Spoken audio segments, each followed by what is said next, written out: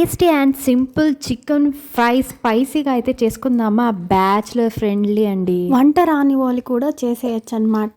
నేనైతే చెప్పేస్తాను ఈజీ ట్రిక్తో. మీరు కానీ ఇంట్రెస్ట్ పెట్టి ఇష్టంగా చేస్తే ఆ వంట దుర్సే. ఫస్ట్ స్టవ్ ఆన్ చేసి లైటర్తో సాయంతో స్టవ్ ఆన్ చేసుకొని పెనం పెట్టుకొని నేను పోసుకున్నంత ఆయిల్, ఇదైతే ఈజీగా ఎవరైనా పోసుకోవచ్చు కాబట్టి అలా చెప్తాను. ఆయిల్ వేడయ్యాక లో ఫ్లేమ్లో పెట్టి మనం శొంఠి వెల్లుల్లి పేస్ట్ అంటే జింజర్ గార్లిక్ పేస్ట్ని అయితే 2 స్పూన్స్ వేసుకోండి. ఫ్లేవర్ నచ్చిన వాళ్ళు 2 స్పూన్స్, లేదు అంటే తక్కువగా వేసుకొని అయితే వేయించండి. ఆ తర్వాత ఒక టమాటో సైజ్ అంతా చిన్న ఆనియన్ అయితే సన్నగా తరిగి అయితే పెట్టుకొని, అండ్ ఇక్కడే మెయిన్ పచ్చిమిర్చి అయితే మీ కారం టేస్ట్ బట్టి అయితే వేసుకోండి. ఇక్కడ అయితే నేను ఆల్మోస్ట్ ఒక 4 అయితే వేసుకున్నాను అండ్ మధ్యలో కట్ చేశాను అనమాట.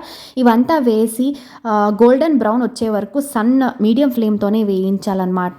2 to 3 minutes. అది అయినాక కరివేపాకు కూడా వేసి వేయించి అండ్ వాష్ చేసి పెట్టుకున్న చికెన్ ముక్కలు అయితే వేసేసి పసుపు కొద్దిగా యాడ్ చేసి అండ్ సాల్ట్ కూడా యాడ్ చేసేసి అయితే మిక్సప్ చేయండి.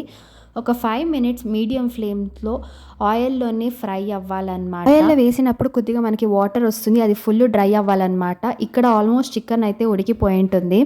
ఉడకలేదు అంటే ఇన్ కేస్ కొద్దిగా వాటర్ వేసి అయితే ఇంకొంచెంసేపు ఉడికించండి. అండ్ ఇక్కడ అయితే ముక్కలు బాగా ఉడికింది కాబట్టి ఇంకొంచెం వాటరే ఉంది కాబట్టి నేను ఇక్కడైతే కారం టేస్ట్కి తగినట్టు అయితే యాడ్ చేసుకున్నా. ఇక్కడ మీరు వాటర్ అయితే చూడొచ్చు అనమాట. అండ్ ఇక్కడ కారం వేసేసి సాల్ట్ అండ్ కారం ఒకసారి టేస్ట్ చూసుకోండి. అంతా కరెక్ట్గా ఉందంటే దీన్ని మీడియం ఫ్లేమ్లో అయితే పెట్టేసి మనం లిడ్ అయితే మూసేద్దామన్నమాట. అండ్ మధ్యలో అయితే అప్పుడప్పుడు లిడ్ తీసేసి అయితే మనం మిక్సప్ చేసుకోవాలి. అండ్ ఇలా ఫుల్ వాటర్ డ్రై అయింది అని అంటే ప్రిపేర్ అయిపోయినట్టే.